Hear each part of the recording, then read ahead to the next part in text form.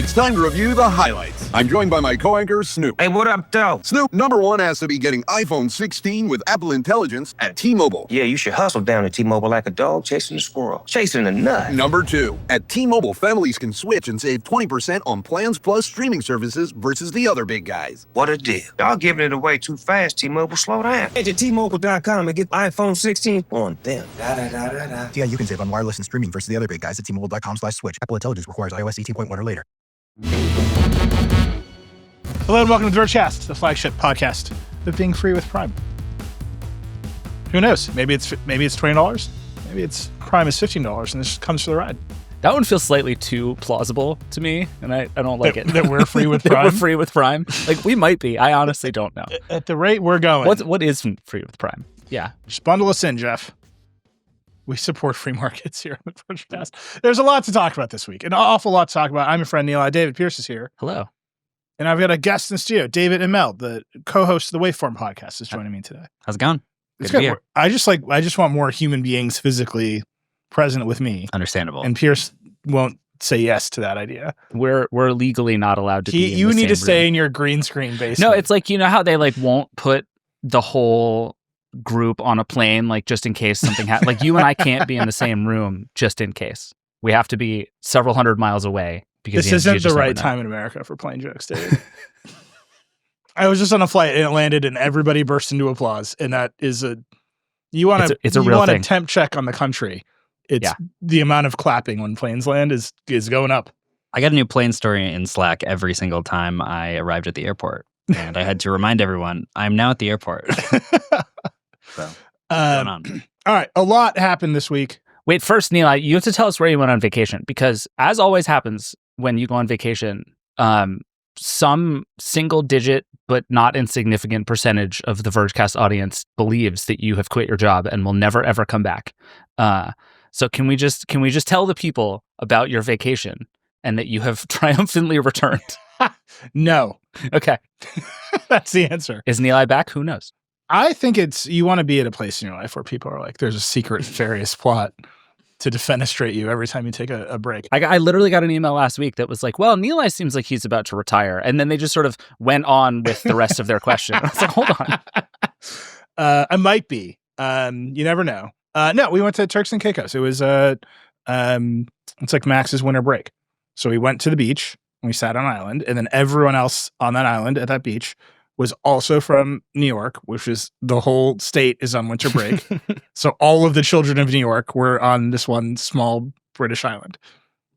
It was great. We we dove for a conch shell. We did the whole thing. It was Just a lot of like little kids going, I'm walking here. Like basically On the beach. Love basically. that. Max made a bunch of friends. It was delightful. My phone service was bad, which was important. Perfect. This is a thing I look for in destinations now. Is AT&T's roaming agreement not quite as rock solid as it should be? That's where we're going. I used the satellite texting feature on the iPhone quite a bit in the last few months. That's not great, man. Well, yeah. It's great to not have the service. It is surprising that it works at all. Yeah. But, I'm probably Apple's like perfect boy for that because no one has ever used it except for me. So Have you seen the conspiracy theories? They launched the trial of letting T-Mobile iPhones connect to Starlink. So now there are conspiracy theories online that Elon Musk is spying on you on your iPhone. But yeah, I have Google Fi, so I'm just using the baseline Apple free feature. Probably has nothing to do with Elon, but That's very good. Yeah. Does it work well? Is Is it RCS? Is it SMS? Is it what's the story? Well, it only works with iMessage, Okay, of which course. is very dumb, extremely dumb. But it works fine. So if you're like in an emergency and you need to text somebody with an Android phone, it's like, sorry, you're a green bubble, you're gonna die. That's a great question. I think in the emergency SOS like version of it, it will send an SMS and it will ping off of that satellite. But there are not that many satellites, right, that they are actually using because they just go over pretty quickly. Yeah. So you have to wait a few minutes every time, like every 5 minutes, it just goes over the hill and you have to wait another 5 minutes and then you can connect to it again. Yeah. And then if you're in a car, even if it has like a glass roof or something, or if there is one single tree, you cannot text via satellite. So it works. And I did need to use it in a semi-emergency where someone at home was having a problem and it was really great for me. So, hey, that's great. # not sponsored. So, yeah. See, it's spicy here on the There you Vergecast. That's very cool. I just sign up for horrible roaming agreements and be like, my phone isn't working. And then I stop thinking about the news for a week. Yeah, roaming agreements sound terrible. I've had Google Fi since like 2017, and it is overpriced when you live in the United States, but it is great when you have to think about nothing ever at all. Yeah. In other countries. But then Google periodically forgets that you exist for several years at a time. That's true. And you're like, can I have new features, Google? And Google says, no. Yeah. You can have nothing. And then they just rebrand the name of the service and move on. Yeah. Yeah. perfect. And don't give you any new features. That So, seems about right. yeah. Lots to talk about this week. There was an Amazon Alexa event. They announced Alexa Plus. We should talk about that. Panos Panay, literally in the middle of the event while he was announcing Alexa Plus, looked me in the eye and said, hey, how you doing? It's one of the weirdest and funniest moments at any event I've ever had in my entire life. Very good. Very Panos. Only me, by the way. That only happened once, and it was to me. He looked me dead in the eye and said, hey, how you doing? And I was like, hey. And then he went on. He continued announcing Alexa Plus. Go watch the video. You can see him do it. Did they put it up? Wait, wasn't there's live no streamed. video. There wasn't a live stream. Yeah, it was really painful for us when we were trying to cover this. I didn't realize. I just said go watch the video because I just assume everything is available, but I don't think. Oh, no. Well, and I think Panos at one point at the beginning of the event said, like, welcome to everybody watching from home. And I was like, well, my guy, you are used to Microsoft events. Yeah. We just read your live blog. And then All right. Well, I might be lying about Panos Panay looking me dead in the eye in the middle of his presentation and saying, hey, how are you doing? But I promise you it happened. there are like 20 people that can confirm that. Yeah. Apple announced a very boring iPhone, which we will talk about for a very boring amount of time, Mhm. a very appropriate amount of time, but it will be exciting. That's what I meant to say. I don't know about that. There's a Sigma camera that David and I need to yell about Mm-hmm. at length. There's some framework stuff. We got a lightning round. Brendan Carr, I'm back from vacation, buddy. I didn't forget about you. It's a packed show. Let's start with Alexa. It's what we expected. I will tell you, Panos is on Decoder on Monday, so I've talked to him at length about this. And what I mean by what we expected is everybody saw ChatGPT or LLMs in general, and they thought, boy, this is how these voice assistants should have worked this whole time. Mhm. And now they announced a version of Alexa that approximates that. Yeah. Well, notably, none of the assistants for the home have had it yet. So Yeah. it's actually a big deal that they're finally bringing it to something. It is a big deal. I think the most important thing to note here is outside of phones, Alexa has the biggest user base, installed base of devices that have AI now, which is just nothing else has gotten there. Yeah. Like Google has sort of rolled out some stuff to some bits and bobs of phone apps. Yeah. But like Google Home devices do not have Gemini. True. Apple HomePods, they have Siri, which Which, it's not a thing. yeah. There is the Humane Pin, dear sweet Humane Pin. Humane, yeah. HP stands for Humane Pin, by the way. My close personal friend, my dead humane pin. Panos did not know that the Humane Pin had been canceled when I said, I was like, you've got Wow. the big installed base and, it's not like you were sweating the Humane Pin. He's like, well, they're part of HP now. And I was like, no, they're not. And that was the end of that. But like the idea was that voice assistants would be this big platform shift. We'd create a new generation of devices that would take over the phone. That has absolutely not played out. Yeah. But there's a lot of Echo devices out there. And so this is kind of a big deal, like just from that standpoint. I think it hasn't played out actually doesn't give these things quite enough credit. People use Alexa a lot, like a lot. It's a running joke that people use it for, music and timers. And their lights. And that's largely true. But like the idea that people would interact with technology in a different and voice first way, like happened. It came to pass. It is a fully mainstream device and interaction method now. And that's some combination of, I think, what Apple did with Siri early on and then Google Assistant and Alexa. But I think especially as you talk about like standalone, I talk to my house things, like that happened. It worked. We can argue for days about how useful it is. And I think the answer is it's not that useful, but like it worked. Like Amazon did the thing.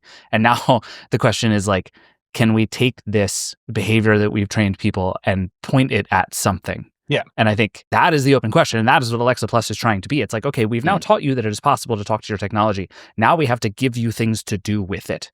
And that was always going to be the hard part and remains the hard part. And I have 1,000 questions about what Amazon is trying to do here. But like, I think it did come to pass in a real way. And this is like the opportunity that Amazon has, where they're like, there are a lot of people who are used to talking to their devices. Now we have to give them something to do with it. Yeah, and that's what I mean by I don't mean to diminish it by saying it's as expected. What I mean to say is they put out commercials at the Super Bowl with celebrities in them talking to their Alexas, and then people tried to do that and it didn't work because Classic.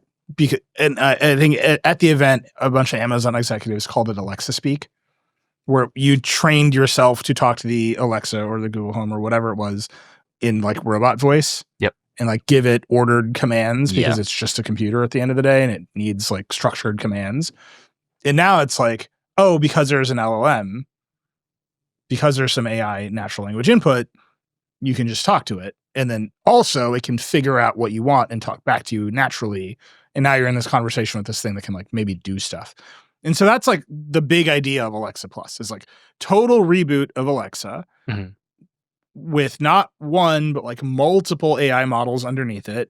The hard part, as I understand it, was building the system that figures out what AI model to use when, because you don't want to light up like all of Anthropic to turn off your lights. Right. So like that was very much the hard part. That's what everyone is telling me is like, they have all these different models they can use, all these different ways they can do this stuff. And they call it orchestration. So you issue it a command and then it figures out how to do it. And then they don't want to call them apps. So they keep using this term experts. So it's like the photos expert will show you your photos. And it's like, what? And that is just an Amazon language. It's like an actual term of art in the AI community. Like one of the things they call this problem is the mixture of experts problem, where it's like if we turn on the whole system every time you have to do anything, that's way too much work. No, that's no. That's the AI community is using experts as a term of art in that way. Amazon is like, when you ask it for photos, the photos expert shows you photos. No, I agree. It's like, and what they mean there is like, there's an app. It is absurd. Like, don't get me wrong. It's like everyone is just using words however they want. Amazon tried to make skills happen, and that didn't work. And now they're trying to make experts happen. I think they wanted to not use skills again. Yeah, because that went so poorly. So anyway, it's the whole. Although ironically, system. skills is actually a better explanation of what Amazon is trying to do this time. Yeah, last time it was just apps. Now it's actual skills. They can just keep calling it that because no one knew they were called that before. No. So it's fine. They want to make this break. But it's all this is like very clever, right? You can just naturally speak to Alexa. Panos gave a bunch of demos on stage. Other people from Amazon gave a bunch of demos on stage at this event. They were all live. Importantly, he was only talking to Echo Show devices. So the 8, 10, 15, 21 are getting this first. His point of view is that screens are important and you want a screen. He wants to put a screen in your house. And the big change for Amazon is Alexa used to be on everything. Like you could buy a smoke detector with Alexa in it. Yeah, you know? I remember that event. It was crazy. And now they're cutting down the product line. There is going to be some new hardware eventually, we are told. But they're cutting down the product line. They want to put a screen in your house that's in the center of your living room or wherever, your kitchen.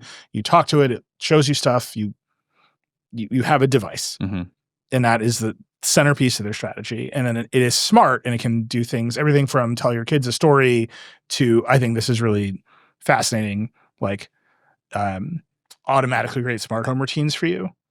So you're like, around bedtime, do bedtime stuff. And it's like, okay, I'm going to dim the lights and play some music and turn on your security system. And we'll just like come up with some ideas. That will go right every time. I have a lot of questions about how that's going to work. And then it has some, I don't want to say agentic because there's a lot of ways for this to work, but it has some ability to do stuff out in the world. So you can have it book an Uber for your friend, which is we can pull apart that demo piece by piece. I would like to. Because it was very complicated. Hello to Rabbit. Yeah, exactly. So that was APIs. So with Uber and DoorDash and a handful of others, they're just using the boring old APIs, which is how most computers work. Interesting. I thought the agentic stuff was going to be a big part of this. And then the agentic stuff is they called for like a dishwasher repair. Right. So if you like run some service like Thumbtack was the one and you don't want to build a bunch of APIs. Yeah. You can just say to Amazon, it's okay for Alexa to click around in our website, and the agent can do that. And then there's like a middle ground where you're like, you can like Suno, the music service. Yeah. Creating songs out of nothing. Yeah. Where it's like, it's got to do some API stuff, but it can still click around on the website. Weird stuff. And a lot of the demos of that capability, I were less believable in the moment. Yeah. Just like Rabbit.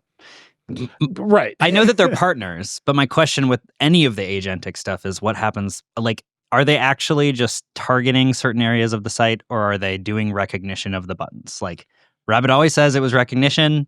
As soon as one of these websites changes their website, everything breaks. Yep. That happened before. Could see it happening again. Well, so Rabbit's pitch was it could go to any website. Yeah. And really they had just like hard coded itself to like Uber and Spotify. Yeah. Amazon's pitch is a little different, which is that people will come to Amazon. Right. And they will say, we would like our website to be part of your agentic system. So presumably there's not like the incentives are aligned More to make so. sure the agent can use the website consistently, or like maybe you'll build a specialer website, and that's even less of a lift than building an API, but you can still do it. Yeah. I don't know. But I do know that the straight up book my friend in Uber at JFK made no sense. Yeah. Yeah. Like no sense. How do I know what pickup zone to go to? Yeah, I mean, there are 100 things about that demo that don't make any sense. Like, and the way I've come to think about all the agentic stuff is well, there's tell like, people what the demo is, because apparently there's no live stream. Well, I'll get there, but I think the way to think about the agentic stuff in general is like there's a set of things that are just like knobs that some app can expose in an API, and rather than try to fake your website, you should just use their API. And Amazon has the business deals to do that, right? So like, if I don't have to use Ticketmaster.com and I can just access the Ticketmaster database, victory, right? Like that's still agentic and that's still good. That is the correct answer. In the middle, there's the stuff that is like solvable internet problems, right? That it's like, go to Bing and click on the first result is like a thing ChatGPT does all the time when you're an operator, right? That, or like scan down this page for things with 5-star results. These are like tractable problems for AI. And then there's the thing that's just like, we'll figure it out. Like AI is smart. It'll figure it out and we'll see what happens. The problem with all of those is there are a billion edge cases to every single one, right? And let me see, if I remember the demo correctly for Uber, it started with booking a restaurant reservation. Yep. Successfully booked the restaurant reservation through OpenTable, which is presumably just an API that Alexa has access to. Again, fairly tractable problem, right? Like there are times there is a restaurant. I know so many people like it can click the drop downs for you in the API. Fine. The next thing was my friend is coming from JFK. Can you book an Uber to pick them up and I guess bring them to the restaurant? Okay, right there. I just want to say right there, a fully insane thing to say to any another human being, to your friend who's landing at JFK. I've booked you an Uber. Why? Yes, right? Yes. You know who can use book an your Uber? phone? Anyone with a phone. Like, yeah, I will say I have a friend who is an assistant for a hedge fund manager. And this is stuff that she does all the time. And so I see an end case where way in the future, the idea of a lot of these AI platforms is like, what if we could take this job that people do and get rid of it? Yeah. Yeah. And so in this universe, it's sort of like, just automate this job away, right? But but I'm saying the command, I need an Uber, or I would like to have a car pick me up. Yeah. Your hedge fund manager friend. Yeah. Boss. Your hedge fund manager. In this example, the hedge fund manager just says out loud, I need a car, and then a person uses the Uber app. Yeah. In this case, they would still just tell their own AI to book them a car. Yeah. That was the part that got me. Like right there in that demo was like, I'm going to send my friend a car at JFK is in a very abstract sense makes a lot of sense. And then keep going. Right. Well, but just that instinct was like very confusing to me. Also, David, to your point, like in that system where I'm the assistant working with somebody, odds are overwhelmingly good that we share an Uber account, that your picture is going to be there somewhere, that you're an authorized user, that it's going to pop up on your phone to tell you where to go. So like these systems exist, that I know what terminal you're at and have a way to tell people what terminal, like, right. there's a shared universe of information that exists in that world that does not exist in my friend Molly is flying into JFK. Right. And so, but in all of this, okay, now I have a series of. This super sounds like you're about to do a drug deal, by the way. Every time you say my friend Molly is my friend Molly. That was, I forget who it was, and I'm sorry, but somebody in our Slack was like, this definitely ends with just a bag of drugs being delivered to your restaurant. This is starting to come into focus. All right. But so it raises all these questions, right? Like, okay, where at JFK? JFK is an enormous airport with lots of terminals and lots of different pickup points at each of those terminals. How is it going to figure that out? How is it going to tell the Uber driver? And then how is it going to communicate that information to Molly, who is completely looped out of this whole set of information? We need to normalize just doing really basic tasks yourself. Just click the button. But 3 seconds. In the demo, it was like, I've booked a car to pick up your friend Molly at JFK. And at no point, and then I think the next command was like, text Molly this information. Right. But like, I'm assuming some of our listeners have never landed at JFK. It is a huge, sprawling, ridiculous airport. And its Uber pickup situation is among the worst, I believe, in the world. Yeah, it's very bad. Yeah. Second to LA. Yeah. Like LA is like you're going to a different city to get on this Uber. Have you thought about standing in a parking lot 6 miles away from the airport? Like that's LA. Yep. JFK is almost as bad. Yeah. I just landed back at JFK and I had to get on a train to another terminal to walk up a flight of stairs to go to another weird parking lot. And no one was happy about that. The Uber driver was like, I went to the first terminal and I was like, the app it's all bad. Yeah. Yeah. And the idea that Alexa collapsed that to JFK. Right. Pano said all of the demos are real. I'm sure in some universe it just picked the first result for JFK in the Uber app, and it was like at the cargo terminal or something. The way that ends is there is an Uber circling JFK endlessly looking for your friend powering Molly, down the runways. who I would point out does not have access to your Uber account because you don't share an Uber account with your friend Molly, because why would you do that? And so your friend Molly actually has no way to contact this Uber driver. So actually what you've done is you've invented a more complicated situation to solve than if you had just done it yourself. And I just want to point out, by the way, this is the simplest case of the integration where everything happened with APIs. Yeah. Right? Like Uber has APIs that are exposed clicking. to Amazon in this way. The OpenTable has APIs that are exposed to Amazon this way. The next one, where it was slightly more agentic, was to me is like where it all starts to fall apart, right? Because the Uber case you can solve, you can solve it, right? Molly can send you some Uber access code or give you access to her account. It's also the kind of thing you're never going to do. And in the real case where it's like book me an Uber to go to the airport, perfectly solvable problem. Like that is a thing that will work. Yeah. Again, normalize doing basic things yourself. Yeah, no, that's what I mean. Just saying. Like, if Molly were just to get off and be like, Alexa, I'm at Terminal 5. Can you get me an Uber to this restaurant? Like that is actually a thing that every step of the way is a solvable problem for AI. Yeah, especially if you have access to Uber. The problem, I'll talk about the agentic one because I'm more curious about how they will solve some of those problems. The problem is that you know who would also love that deal is Lyft. Right. And so you're saying book me an Uber, and that means one thing. But if you say book me a car, now Amazon gets to pick what service, or it gets to, and this is what they really don't want to have happen, it gets to go look at both services and say the Lyft is $5 cheaper than the Uber. Do you want me to book you the Lyft? And like I do that on my phone right now, and the apps can't stop me. But there's nothing stopping Uber from saying, Amazon, we want to be exclusive here. Mm-hmm. Right. And I always call this the DoorDash problem. Like, these service providers get commodified in these interfaces, and there's no incentive for them to participate unless Amazon pays them money. And then now we start making deals that prevent you from competing, right? Like you can just see this. It's really fascinating. It's really interesting. It's what everybody wants, to have like a butler do booking cars for them left and right. And then actually making it work requires a bunch of companies to basically take themselves out of the loop.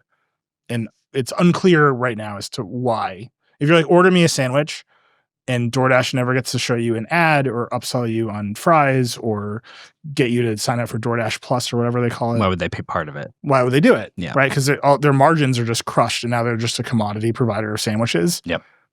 Next to whoever else. And like, I just don't know why they'll do it. We'll see. I don't know, but if you then get to be the exclusive commodity provider of sandwiches, that's a pretty good business. for one company, it's a pretty good business. It's a great business for one company that has no growth potential. Right. Yeah. like you will be forever only as big as the sandwich market inside of the Amazon Alexa app. Yep. Maybe that's all you aspire to. And that's fine, David. Listen, Neil, I have goals. The harder one was when they were like, my dishwasher, my stove is broken. Find me a repair person for my Miele appliance. Miele appliances, by the way, very expensive to fix. So this is a perfect, only Amazon executives have this specific problem kind of demo. And it went onto a website called Thumbtack, which like has a list of repair people, just like Angie's List or any of these other billion websites that are like this. And I'm sitting there watching that demo, and it did it, right? It clicked around the website, it found a service provider with some reviews. It said they're going to come at 8 a.m. at the end. And I was like, that's great, because now they don't have to use those websites. And then the reality of all of those websites is you go on there to find a plumber or a repair person for your dishwasher or whoever, and they don't give a shit about those websites. And they have not actually handed their business over to Thumbtack and let Thumbtack run their schedule or their billing or their customer relationships. They've just listed themselves there because they want to be in some SEO result for people searching for repairmen. And then you call and then they run their own business. And it's like, oh, Amazon depends on that whole ecosystem actually working. Right. And like, there's nothing Alexa can do about the fact that it mostly doesn't work. Like if you go on some of these websites, like sometimes, yes, the house painter comes and they actually let those kinds of middlemen services run their business. But for the most part, they're like, I don't want anything to do. It's like, I want you to pay me in cash under the table is like the end result. Well, and of it's specifically because all of those businesses have been chopped off at the knees by middleman after middleman after middleman after middleman. And so, I mean, you're starting to see this with restaurants and stuff in the DoorDash universe where they're just like, no, like I will deliver my own food by paying a high teenager to drive it to your house because that is actually a business I can afford. And so like all this stuff has been so centralized that it's actually broken for the businesses themselves and they're starting to run away from it. But because it has been so centralized, and this is the bet that Amazon and everybody else is making, it's really hard to decentralize it because now everybody is used to being on those platforms. And so like if you're Uber Eats or DoorDash, if you're a restaurant now, you have to make the bet that people will go find my restaurant rather than just pick the next best thing on the platform. And I think how that shakes out remains to be seen, but like it's pretty clear which one of those things Alexa is betting on, which is that platform convenience, which you can make even more convenient by abstracting it all the way to order me a pizza or find me a repairman, will outweigh actually having successful businesses on the other side. Yeah. And I think this is just like, this is the problem. Like I should just write a piece called the DoorDash problem. Like, why would you want to run the pipes between you and the sandwich in a world where that is becoming the least differentiated part of the entire experience? Yeah. Right. If you run Thumbtack, and I'm sorry if there's like we have a bunch of listeners who work at Thumbtack. I mean, I'm proud of you. You're doing a good job every day. Another victory. But like, what about Thumbtack is making it better on both sides of that equation that isn't going to just get completely erased by the fact that Alexa's just clicking around your website for you? Great. Like someone will figure that out. And that's like, so that's the hardest stuff that they demoed. It's not rolling out at first. They're going to roll that out over time. What is rolling out first on the Echo Show devices is like an even harder problem, which is we're going to automate your smart home. And it's like, oh, like no part of this is easy. Is that a harder problem? So Panos told me, and someone Dakota on Monday, he's like, the Alexa smart home ecosystem was already so good that everything we demoed required no new code. Right? Alexa Plus could just like push all the buttons and twist all the knobs any way it wanted to and make its own routines because that stuff has just been ready to go for so long. So yes, I think they think it's good. What I mean by it's harder is you buy this new device, you plop it down in your kitchen, and then now you have a smart home. That's the promise. But the reality is you've got to add everything to your Alexa smart home system. Yes. All those cloud accounts have to sync. Some stuff you're controlling in an app on your iPhone, another thing right. Like you actually have to still do the setup to make the magic happen. And nothing about the setup has gotten particularly easier here. And you need to decide where you want to set it up on. And then you need to decide where your automations and routines live, Right. and if that's going to be Amazon forever. Yeah, are they Amazon? Or are they on Google Home? Or are they on the manufacturer's website? Yep. There's like 5 different places that you could potentially set up all of these devices. David, are you a smart home guy? Minimally. I live in a Brooklyn basement. What do you have? I pretty much completely put everything on HomeKit, I guess. I guess it's called HomeKit. Yeah. Because I have Eve stuff. So, but it is only Eve smart plugs and smart blinds. I got them because of Matter. Famously does not really work, which is cool. But at least it's all in the same thing. But I also do have a singular Google Home Hub Mini that I was dreaming of being able to tell to make my blinds go up and down. Famously still does not work. This is the like, what a perfect smart home scenario where you're like, okay, I bought all the pieces. Yeah. And each of the things does the things that are required for this puzzle to fit together, and yet it doesn't for some unknowable technical reason that will never ever get solved. I set up a routine that automates my blinds. That's all that I really care about. And then I have a widget on my phone that turns my lights on and off. And I really don't care to make it more automated than that. I think that's good. And truthfully, I think I think that is most people's smart home desire, right? Like I want one thing to happen when I do another thing is I genuinely believe the extent of most people's smart home wishes. Yeah. And that's also a thing that something like Alexa Plus is well positioned to do pretty well, because what these routines and things have is a like massive user interface problem. It's the same thing, like I rail on Apple shortcuts all the time. And it's like, it's this massively powerful thing buried behind what amounts to like a scripting language. And you need to go through a series of really complicated like if-then statements. Yep. So to be able to just say to this system, hey, every time I turn off my alarm clock, turn the lights on in the bathroom, is like, that's actually a thing that a system like an LLM is well positioned to understand what that means. And then if Amazon has done as good a job as Panos is saying, which I think it reasonably probably has, of understanding all of those endpoints, it can actually put all of that together in a way that strikes me as like it would work. And then I'm just at a point where all I have to do is learn how to explain what I want rather than like program it in detail in the Alexa app. But so even that explain what I want, their examples were come up with a bedtime routine. And it was like, Alexa just was like, I don't know, I'm going to play some music. I'm going to turn off these lights. I'm going to dim these other lights. Call it a bedtime routine. I really don't think that's a real use case. This is one of the things that drives me the craziest about all of these things is it's like, I still have this picture on my desktop for some reason for like years of this Apple event from years ago. I think it was an iPad launch where they had this picture. They were showing like the lifestyle photos they always show. And it was a guy sitting in like the crook of 2 beams on the Brooklyn Bridge sketching on his iPad. And I was just like, no one does this. Like, talk about your products. You didn't do that when you lived in New York? I did it the once and they took my picture and they paid me for it and then I went home. That's fine. But it's just like all of these things is like, I spend a lot of time wondering if part of the problem here is that no one actually understands what any regular human would ever want to do with these products. Because the idea that I'm going to come home one day and be like, Alexa, make up a bedtime routine. I'm so sorry to everybody who's hearing us say Alexa over and over, by the way. Wait, you never just ask a computer to make it nice when you're sleepy? No.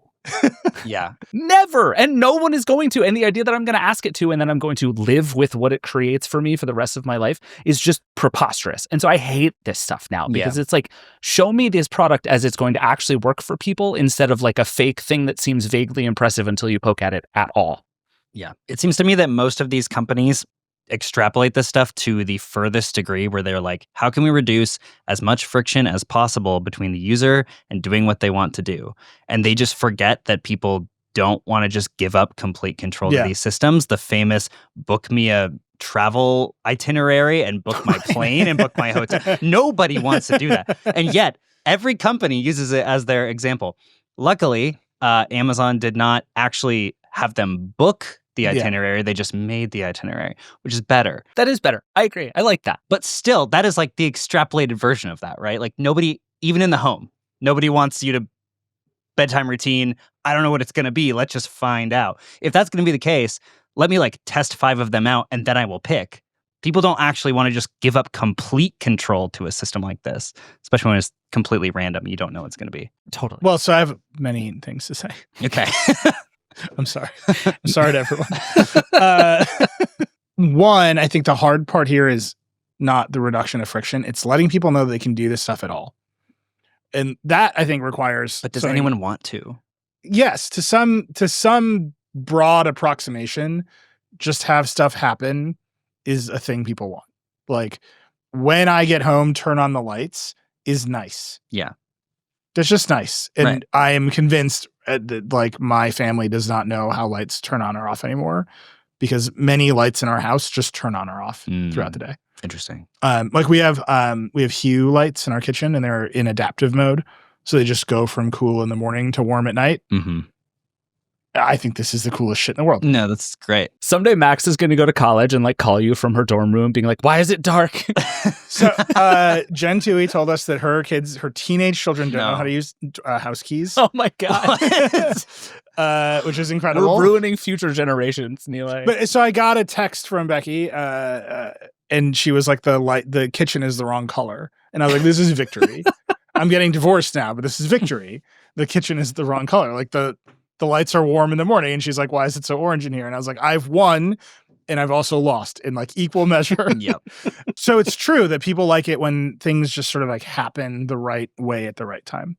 Sure. And I think most people cannot express that in structured if-then statements. Right. Like if I come home between these times, turn on lights when garage opens is people do not speak that way. And going through every single little thing in your home and having to create an if-then Right. statement is just really tedious. But you can say, when I get home, turn the lights on, and Alexa figures out how to script that for you. That I think is very powerful. Yes. The jump is getting people to even understand that this is now a thing you can ask for, and then delivering it in a way that is consistently good enough that they tell their friends about it, and then their friends buy Alexa and a bunch of smart lights. And like, I don't know about any of that, right? Like the comparison that I have to that is like, I always talk about the local news test. Okay. Like what piece of technology will like break through on the local news. And like the first iPhone was like, look at this, you could pinch to zoom. And like, that was all you needed. And then they sold all the iPhones. This one's like, here's what you do. You buy this weird screen. It can talk to you like a person and tell you stories. Also, you need to change all of the light bulbs in your house. And it's like, well, this is just, what are we doing? And to your point, you know what that thing was the first time around with Alexa was music. Yeah. Yeah. You can have it play music just by asking for it. Was God, like that's that crazy. was the breakthrough Yeah. thing. Yeah. And I think everybody has wanted the smart home to be that next thing, and it hasn't been. But so now the question is like, if you've made it easier to the point where you can just do this as quickly as asking for it, like maybe it becomes that thing. Yeah. And I do think there are an awful lot of people out there who have bought Govee light strips or weird smart bulbs. There's an awful lot of smart locks out there. Like some of this stuff is ready to go. Yeah. And to be linked together in automations like this. And I like, you know, AI is good at coding. And like really what we're talking about is like, write a little script for me. Mhm. Okay. Like there, some of this all clicks together, but I'm still just at like, you have to get people to even want it. I cannot stop thinking about how important cameras are to all of this and how many feelings this is going to make people feel about cameras. Like one of the demos was being able to ask if somebody had walked the dog recently, I think, and it'll actually like comb back through your security camera data to see. Oh no, actually, I know how that one works. There's another demo that was scarier from the camera sense. Oh, okay. Tell me more. You were there. I wasn't there. Let me know if someone has walked the dog recently. Is that's just Amazon owns a bunch of stuff, including Ring. Yeah. So if you have Ring cameras today without any of this Alexa stuff, it will detect pets. It will detect people. It will detect packages. That's a service that you have to get from Ring as part of the Ring service. But that's just a Ring video search product that Alexa as an API can just call. So that wasn't Alexa doing any of that. That was just Ring. Okay. And it was just being expressed through the Echo Show. Still a little creepy how accessible you've made the archive of that recording, but sure, fair enough. What was the other demo? It's the same accessibleness as it is in the Ring app today. Sure. Right. Like, especially because they already owned it. Yeah. Yeah, no, that's fair. Like the problems with Ring accessibility are like, and then they send it to the cops. Like that's a different, right. There is that. But like inside of your Ring archive, like it gets indexed and searchable. The one you're thinking about, I believe, is when you see my daughter play this music, and that one is very creepy to me. Oh, that is creepy. I don't like that at all. Yep. And that thing is like, again, so much of what we're describing works way better if you have cameras. If you have lots of cameras that do lots of things really convincingly, like the play music or turn on the lights when I get home thing. Like, you can do that a bunch of ways, but the actual cleanest and most reliable way to do that, to know that it's you coming home, is cameras. And this system in general, requires a vast amount of data to really work. And one of the things that Panos talked about a bunch and that Amazon is making very clear is like, it's going to ask and remember a lot of information about you. You can forward emails, you can send like Alexa would like to know every single thing that happens to you all the time, always, everywhere, all the time. And like, on the one hand, fine, Google has that data anyway, just by virtue of like, we are all alive, but Amazon wants it too. And it wants your camera data. And the more data you give it, the better this system will be. And that linear scale is going to be deeply fascinating to see people try to walk through. It's just so funny because I can tell that you have not tried to set up any smart home automations.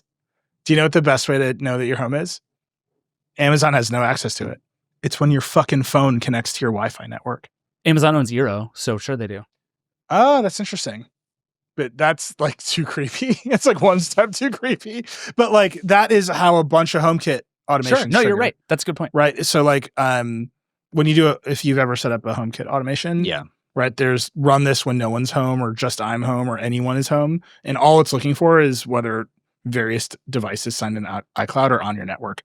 You can do, I think there's a little bit of geofencing in there, but it's the network connection that like tells you you're home. And it's funny because the other day, my wife and I were both not home, and Max came home, and none of the lights turned on because she doesn't have an iCloud device. Ooh. Right. She doesn't know how to turn the lights on. So she turned on the lights, but they were on, I would say, go wrong. home, Max is just sitting in the dark. I was like, why are all the lights wrong? Is actually what I said. She's like, now I need an iPhone 10. Yeah, basically.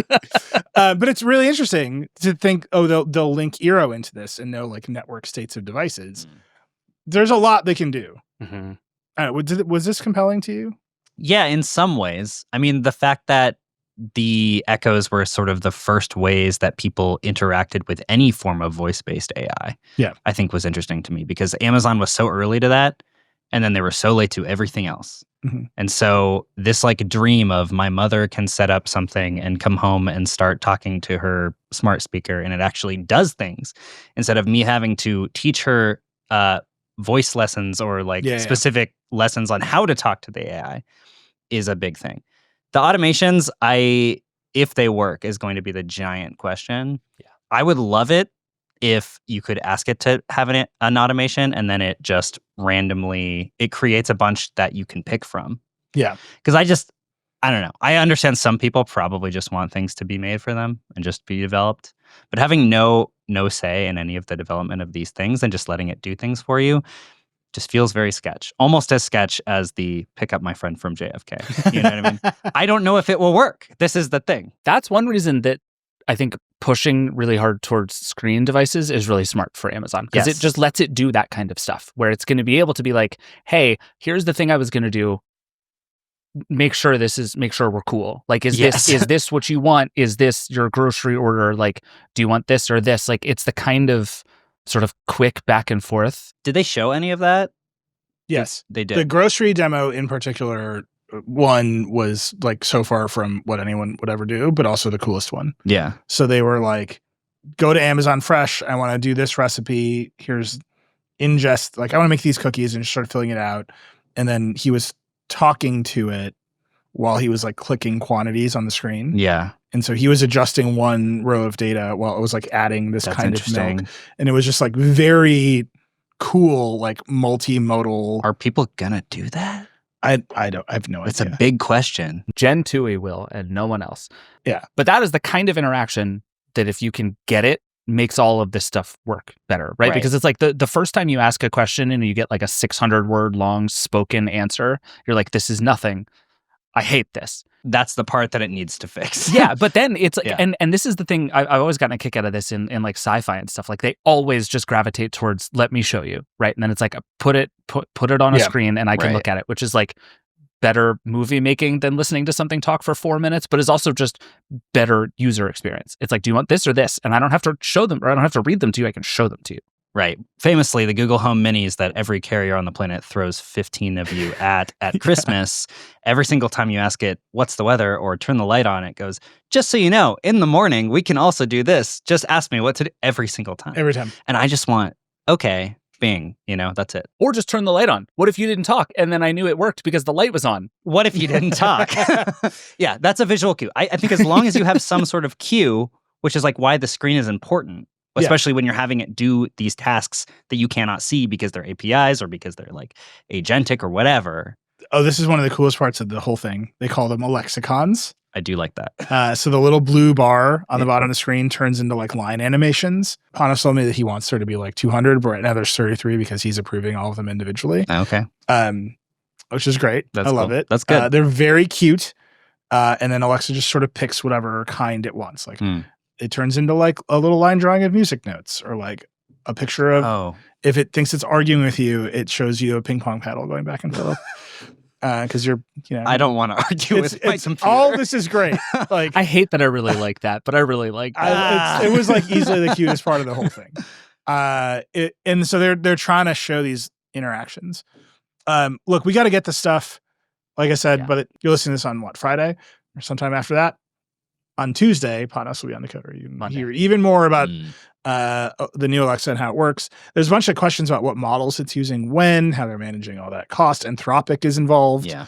Which they're a major investor in, right? Yeah, they're a major investor in. They built their own model called Nova, which they're using. Does anyone know anything about the Nova model? The rumor is that they were trying to build this for a long time and it was delayed. Yeah, I remember that. And then they had Anthropic swoop in to help them. And we should take a break. We've been talking about this for way too long. But all evidence and reporting so far suggests that Alexa Plus is super late and sucks. And so this thing is not shipping until at least several weeks from now. We've seen a few demos that Amazon did, as I wasn't at the event, but everything I understand is it was all super on rails. It's all canned. So like, I actually think the big picture ideas here from Amazon are both really ambitious and pretty close to right. And if you made me bet right now, I would say I bet it's not any good. Yeah. Yeah. But I sincerely hope I'm wrong, and we will see. Probably better. I'm very curious. Again, to underline what David is saying, all of the demos were canned. Yeah. We were not allowed to just like freely talk to this thing. So who knows? And for months, like I would also remind you that this thing launched the first time 18 months ago. And Dave Limp, we've had a whole regime change on this team since this thing launched the first time. Amazon has been talking about this for a long time. And for, a year, the reporting and everything we've been hearing has been that this thing is not very good and it has been massively delayed. And I think there is an argument to be made that Amazon is launching this now because it had to, not because it's ready. And I hope I'm wrong, and I'm very curious to try this thing. But like, what is the primary pressure, do you think? Like, who are they worried about coming after them? Because Google's not doing anything agentic right now. Google Smart Home is still Google Assistant, which is the artist formerly known as, and it's not really doing anything. I think everybody's still worried about ChatGPT. If you find yourself talking to advanced voice mode instead of Alexa, you're not switching back. Yep. Yeah. And Operator is out there. Google is doing stuff like Project Mariner is real. Operator is not out there. Operator's out there in the way that like a baby goat is out there just like stumbling over shit. Like it doesn't matter. I used Operator today. You know what I can't use today is Alexa. Yeah, what did you use it for? I used it as a test to see if it could buy me something on Amazon, and it could not. Baby goat. That's what I'm saying. Like, yes, it's good. There's a toddler out in the world who's just falling over itself all the time. I think they're probably a little worried about Apple, right? That's the larger context to this is Apple's way of doing agentic stuff is going to be app intense with Siri on the phone. It has perfect access to all those apps. Those developers can get strong-armed into playing ball. Apple's very good at that in particular. Apple's going to do some iPad on a robot arm in your house, right? Like that is true. There's a lot there that is going to be difficult. Can Apple actually pull any of that off? We don't know. Siri is getting worse by the day somehow.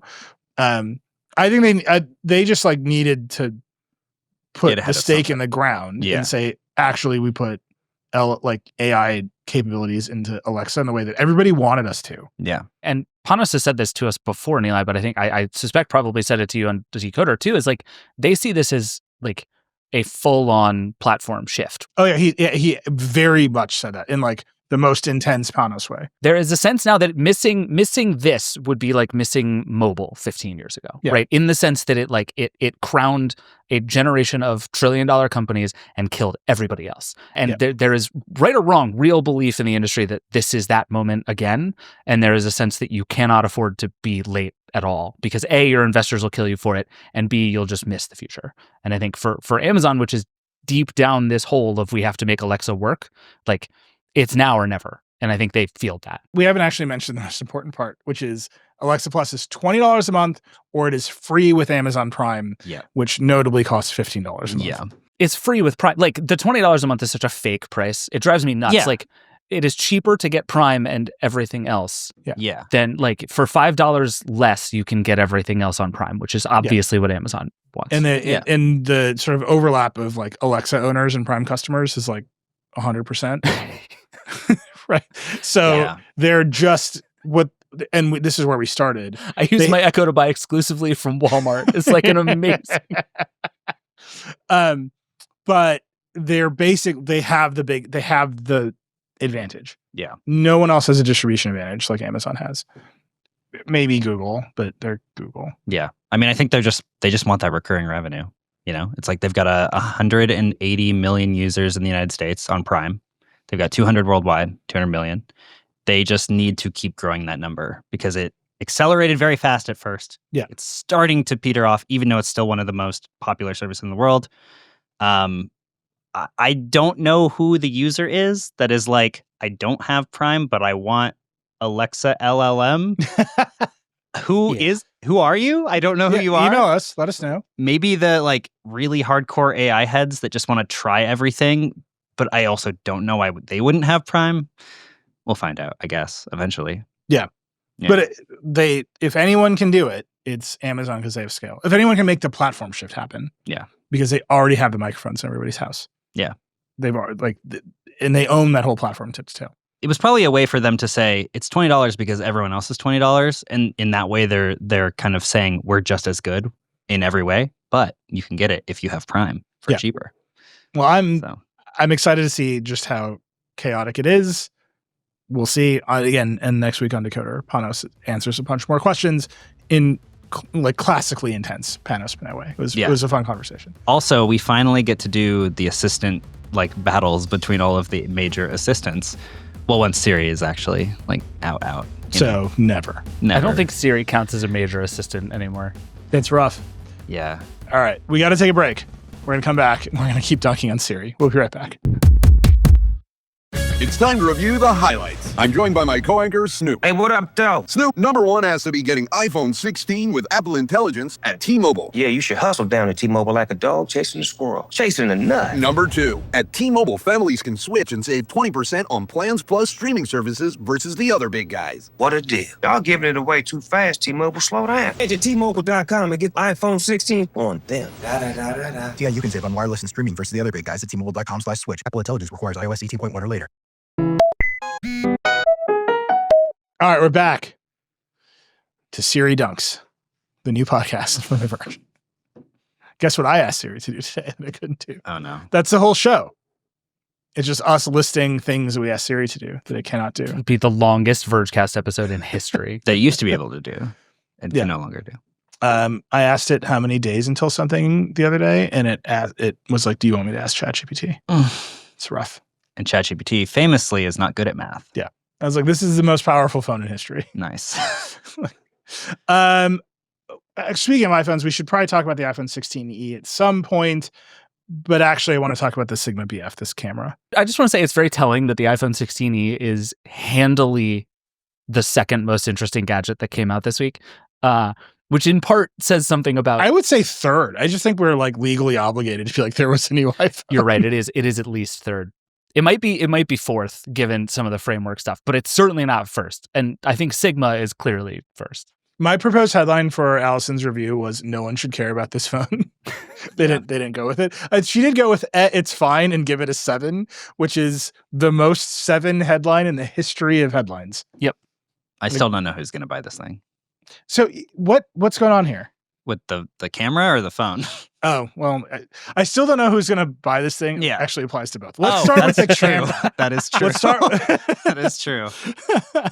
Let's start with the camera because it's vastly more interesting than the Okay. iPhone, and then we can come back to the iPhone. Sigma BF it's just a beautiful camera, Right. and it seems like no one should buy it. Yeah, there's a new camera from Sigma. It is a Japanese camera brand that has made famously extremely weird cameras. They have done very weird things with sensors. They made something called a foveon sensor, which has different pixels on the color filter array, all on the same pixel. You get better quality. They did not do that with this camera because they got rid of it a while ago, and everyone is sad about that. Sigma stuff is generally pretty good, right? Like they're weird, but they make good cameras, right? Is my impression? Okay. They are weird. They are good. They are part of the L-Mount Alliance, which Panasonic and Leica are also part of. So that's nice. Weirdly enough, you don't really see them on the street almost ever. Mostly because they're so weird. And I think that people just go, when you're going hiking in Utah, you see 100 million of the cheapest Canon camera and the cheapest Nikon camera. Sounds right. Sigma always does weird stuff. That's kind of their angle. They released a camera this week called the BF. Does not stand for boyfriend or best friend. It stands for beautiful foolishness. Really? Really, really. I love this. So this is kind of like when someone says, I know that this is stupid, but... And in that way, it's very difficult to critique. You know what I mean? It's like, there are many things about this camera that I'm like, but they're like, we know that it's dumb. But Yeah. here it is anyway. And you have to respect that in a way, right? So this is a full frame 24 megapixel camera. They tried to remove as many buttons as physically possible. It is machined out of a block of aluminum. They can make 9 per day. So it's not a high yield kit, which not that many people are going to buy it anyway. So that's probably fine. Famously, Fujifilm can only make 15,000 X106s per week, and that still was not enough because they had over 1 million pre-orders in China alone on the first day. Wow. So this camera, I don't even know to say what it looks like. It is just a small block of aluminum in a weird way. It has a LCD screen on the back that does not tilt. This is actually my only complaint about this camera. That it has no EVF. No, the screen doesn't tilt. Okay. Well, I don't. And I have a very specific reason why, but Okay. I'm like, I love you. I'm buying this camera. I'm mad that the screen doesn't tilt. Yeah. It's a very, very minor complaint in the scheme of things. I don't think it's that minor. Yeah. I think screens should tilt, even though they break easier. Yeah. It has no viewfinder.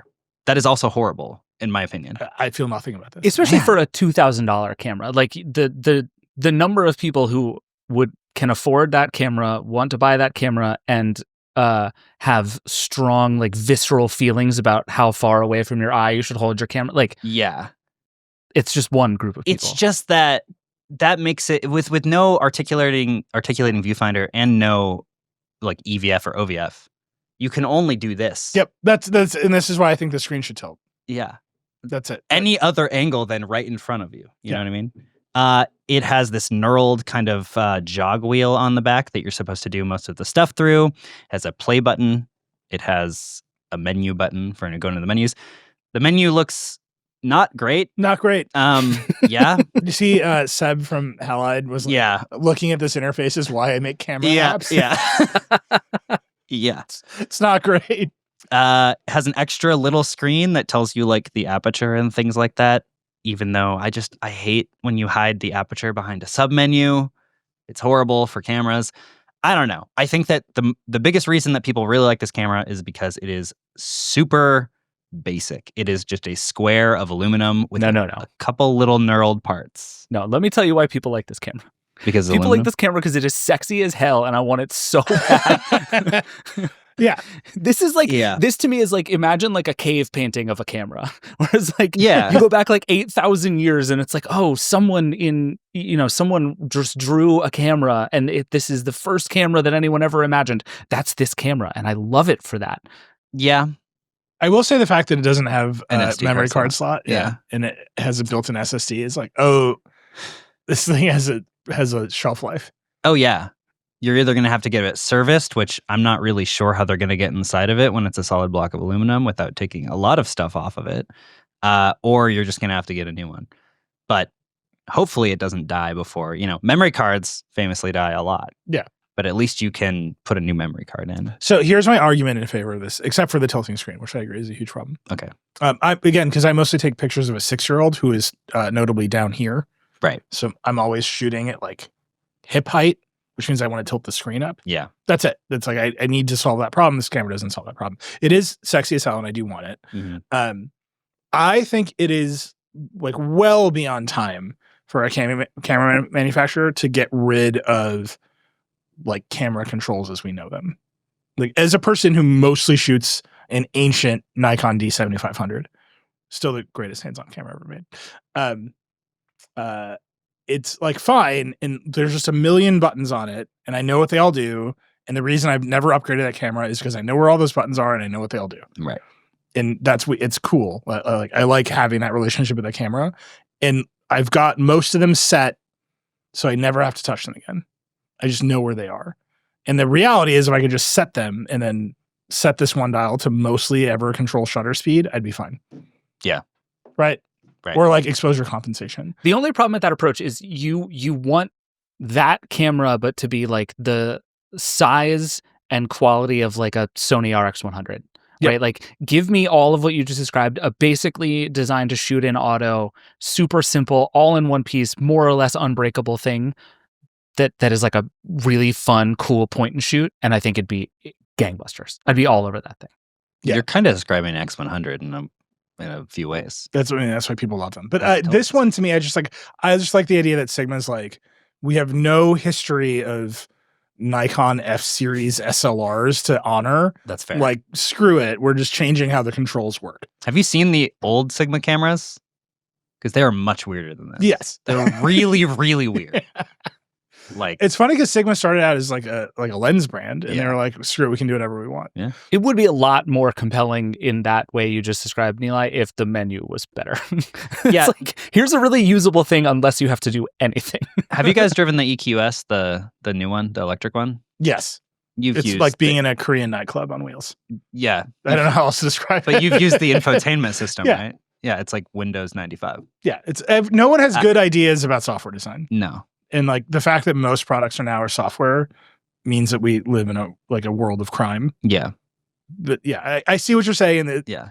It's pretty, and I just want it on my shelf. I understand. Right? I want to put a $2,000 knickknack on my shelf. Also, the fact that it is removable lenses means that it will never actually be as small as it looks. That's true. But this is also like, David, I feel like we're in such an era where like the camera is both a tool and an accessory, right? And this is like this is the X100 story, right? Where like a lot of people who bought X100s bought them not to shoot with them, but to be shot shooting with them. Like a Leica. Yeah, it's like it's a creator camera because I want you to see me using it, and it's a fashion accessory as much as anything. And I feel like this is Sigma just kind of acknowledging the same thing. They're like, yeah, you'll take some pictures with this, but it's also going to look cool as hell, and that's like 60% of the point. I was thinking about that in a lot of ways because the M11 is over $9,000 for the body. This is $2,000. So there you go. Think of the savings. Much more affordable. Looks very beautiful. People will ask you, what is that? It shoots about 2.5 hours of video if you want to do the highest quality video, and then you have to offload it. I do like this idea of offloading everything onto your computer from the USB-C port and not having to worry about an SD card at all, because SD cards are sort of like, I don't know, Bluetooth standards or Wi-Fi standards where you got to read the little 3 or the 9 on it, and there's no 5 for some reason. And you just have to decide what is the speed. And the fact that you can just plug it into USB-C port and then into your computer, very nice. But that comes with its trade-offs. It's not great that this conversation has inspired me to start searching for an X100. Good luck. I mean, they're very hard to find. I can pay a $700 premium for one right now. Yeah. Yeah. Or you could get the 5, which is not that different. But let's just wrap up the show. I've got Less busy. All right, let's talk about the iPhone briefly. Can I say one more thing? Yeah, of course. The LCD has a sub, like a sub bezel, and I just want to acknowledge that. None of the press photos show the LCD on. It doesn't show it on, but it shows it. It shows the sub bezel, which is not something Apple would have done. I just want to acknowledge that. I'm buying all the cameras. Oh no, it's bad. You're right. I just looked, and you're right. How does that make you feel? Do you not Bad. want it anymore? Have you bought an RX 100 to take pictures of a kid yet? No. This is the single greatest purchase you can make if you're a parent. Yes, It's the Buy right one choice. of those. Like Yeah. everyone's always happy with the photos. No one's ever sad. yeah, The screen tilts. yeah. They're I would not say they're indestructible. They're very destructible, but like they're tough enough, you know? Yeah. You don't have to worry about interchangeable lenses. Yeah, they're great. But like they are in fact destructible. Like you get some dust near that lens mechanism, Yeah. you don't have an RX 100 anymore. Yeah. It's all over. Okay. But they are I think all these cameras are ultimately, to David's point, kind of competing with the concept of the RX. Accessory kind of. Well, no, it's just the RX 100. It solves Oh. the most problems in that zone. Yeah. And it's very hard to solve like all the problems better than that camera does. Yeah. I also want to acknowledge that they made an RX1 a long time ago, which was full frame, and they just never updated it. Yeah. And it's been around for a long time, and they could be dominating this space, but they decide not to. I for some reason. loved that camera. Yeah, it was Did you? great. Holy crap, I loved the RX one. It was great. It was fantastic. And it hasn't been updated in like over 5 years. So I don't really know what to do. No, Leica is like the only one right now that makes a full frame fixed lens camera. Weird. Yeah. And it costs $6,000 and no one can afford it. See, the Sigma's cheap, man. What are we doing here? This thing- Yeah. You're getting one. It's an impulse purchase. We did call one in for review. So we did not go on the influencer trip to Japan that everyone else went on because we had this annoying ethics policy. But we did ask for a review unit. I think someone's getting it. Yeah, well, they can make 9 a day, so presumably we'll get it in 2034. We'll get one. It'll be awesome. Someone on our team is Yeah. getting one, and then I'm gonna look at it with love in my eyes. My like cartoons with my eyes in my hearts. All right, we should talk about this iPhone. It's like amazing how much we want to avoid talking about the iPhone 16e. Yeah. I know we have some Vergecast listeners who just totally tune out when we talk about cameras. I was much happier talking about the camera than I'm going to be talking about the iPhone 16e. Never has a phone been so thoroughly exactly what we expected it to be. Oh, I was going to say never has a phone been so thoroughly exactly not it. Yeah. It's funny because on social media, usually the few days after a new iPhone comes out, people are trying to justify the reasons why they want to upgrade. I've not seen one thing about this from anybody saying why you should get this necessarily, except for people that No. are insane. And on the one hand, look, this phone is so clearly not meant for those people, and Yeah. that's fine. That's fair enough. right. Like That's a good this is a thing that Apple, I think, struggles with is that it operates at such scale and with so much attention that everything it launches is ostensibly geared towards everyone everywhere. And this is just so not that, right? Like, I don't think anyone who is considering a pro phone will ever look twice at this, right? Like, Neil, your proposed headline, no one should ever have to care about this, I actually think is like very descriptive because this is for people who don't care about their phone. This is like, I want to have a phone. But it's And $599. If you're that person, you should buy a used iPhone 15. Or a new iPhone 15. Oh, I forgot You there's still could buy selling a iPhone used 15. 15 Pro for like the same amount. Right, and you'll get MagSafe, and you'll get way better cameras, and like you'll just make a happier No Apple person. Intelligence, Neil. That's a plus. I cannot be bothered. To what end? Yeah. I think Apple really thought Apple Intelligence was going to drive a huge cycle, and It was the super cycle. This was the thing last year. Do you remember this? They were talking about the super cycle of smartphone upgrades because of Apple Intelligence. Yeah. And oh boy, is that not the thing. Well, have you noticed that the billboards have changed? They used to be Hello Apple Intelligence. I don't see those anymore at all. Now it's all Genmoji billboards because they know that's what people actually care about. Do they though? It's all I care about. Do I- you? so is this I just do. a phone that can get Genmoji? Is that This is Is your, that what your we're saying? cheapest Genmoji access? Pretty Wait, okay, Fine. hold on. I no longer care about the 16e, David. I need to know everything about your Genmoji life. Oh, God. What are your use cases for Genmoji? How long do you have? I'm frustrated by Genmoji in the same reason that I'm delighted by Genmoji, Okay. in that it's just like they tried to make Genmoji exactly like emoji in every possible way. Mhm. And in that way, it's very useful for regular people as long as they know where the button is, which it's glowing, so I hope that they know where it is. But they look like Apple emoji because they're trained on that Apple emoji character set. And there just aren't emojis for everything. Like Unicode, they add 3 or 4 a year. Everyone has to vote on them. That's great. But when you want to make very specific things, like stickers, I think were one of the biggest upgrades to the iPhone in a very long time, or at least to iMessage.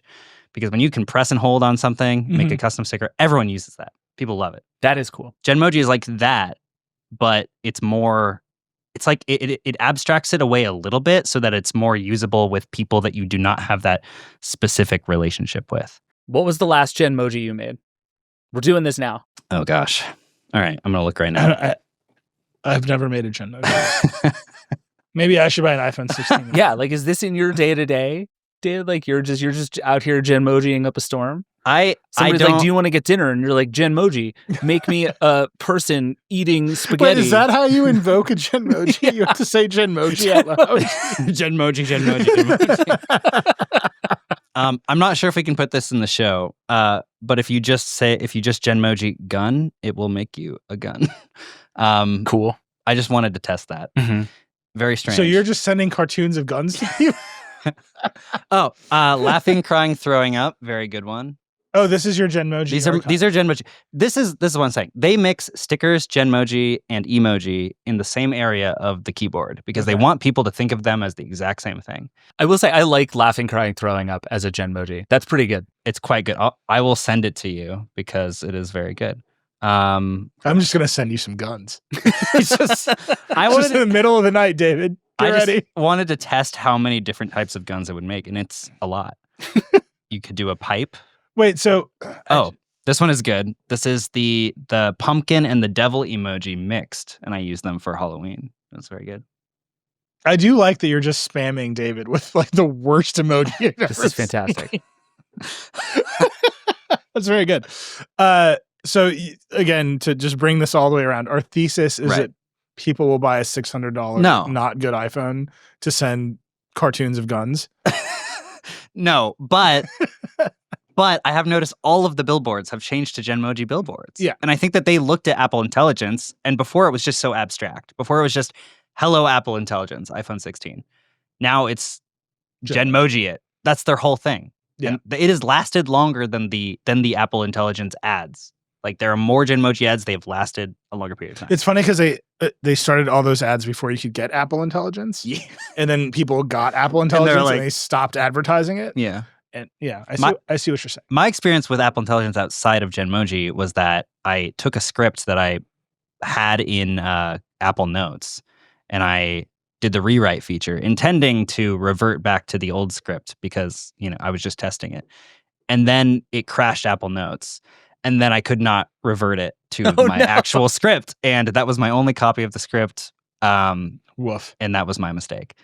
So I don't think people really care about this. But the only true feeling I have about the 16E is that not having MagSafe on it is criminal. It is. Like, almost all of the phone mounts in my house, all of the batteries that I use now, like, it's all MagSafe all the way down the line. In the car, I have one next to the mirror in my bathroom, and I just like put the phone on the next to that in the morning. And, like, have it played YouTube TV at me. That's amazing. It's like all of that is super fun and interesting, and that is the only like really great accessory ecosystem that Apple's ever created. Yeah. And there's just like the cheap phone, the $600 phone can't have it. Why people are now going to go into the Apple store? They're going to buy an iPhone 16e. They're going to go over and they're going to look at the MagSafe charger because everyone wants that MagSafe wireless charger that is $50. And the Apple employee is either going to say, oh, that doesn't work with your phone, even though it's new, or they're not going to know that. And then they're going to be like, I don't get this. Like, I have to hold it against my phone and it charges at 7.5 watts. Like, how does this work? It just seems like a horror. Like, why would you take this out? Yeah, this is the one completely perplexing thing about this phone is MagSafe. Yeah. Yeah, I actually think you can make a pretty strong case for every other one of the trade-offs. I think it lands $100 too expensive. Like, I really agree with Allison's takeaway, which is like the idea of we need a cheaper iPhone and we're going to make some sacrifices to get there. I think other than MagSafe, Apple got almost right. There are like a couple of little things about it, but whatever. Like, it got it mostly right. But I agree that the MagSafe thing just sucks. And we talked a little bit about this last week and heard from a bunch of people who were like, whatever, just buy a MagSafe case for your phone. Would I bet that Apple is gonna sell you some of those, sure, but like that's not a solution to the problem. They just get rid of MagSafe altogether and everything's Qi 2 and Qi 2 ready. That sounds like Apple. Yeah. I don't know. It's a phone. Let us know if you're the target market for this phone. Who is But this is like the weirdest iPhone launch Yeah. I can remember. Like never has an iPhone come out with such a okay. Like, Yeah. everybody Do you calm think down. if this thing were $450, we'd be having a totally different conversation about it? Yes. if it was $350? Well, I think that's unreal. That's like unrealistic for what phones cost right now. Like, yeah. I don't know if you've heard about And inflation, tariffs. Nilay. Yeah, and tariffs. Like, Is this the first tariff phone? That's the other question. I read Ben Thompson makes the argument that this is the first tariff phone. But we'll see. I mean, like Tim Cook is, we're going to get to it in the next segment. And it's part of the lightning round. Tim Cook is just throwing fake numbers at Donald Trump to get out of the tariffs. So Smart move. we'll see. Yeah. We'll see if and also realistically, no one ever buys this phone. Like you go to your Verizon store and Verizon's Yeah. like this one. Yeah. And you just leave. And that's the end of that. Did So, you watch Marquez's review of it, by the way? No. That he has a skit at the beginning. It's like 90 seconds long, and one of him plays the employee and one of them plays a customer. And the customer's just asking, I want a phone that does exactly this. And the employee just gives him everything but the 16E because it just makes no sense. And I just, again. Yeah. Who is this? I'll go watch it. Apologies. That's like one of the few I haven't watched, but it's like, I don't want to care about the 60. I just didn't give it the time. it's a way in the door, and then Apple can sell you more expensive things. I do love the Except for MagSafe accessories. This is my favorite. My favorite ongoing like thesis about Apple is that they have some products that don't exist.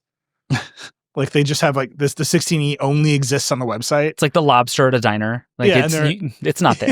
Yeah, it's like they're not manufacturing it. It's not real. It's like the illusion of a phone Right. to get you to buy a more expensive Yeah. phone. It's like, no, I think they're manufacturing the phone. We'll see. All right, we got to take a break.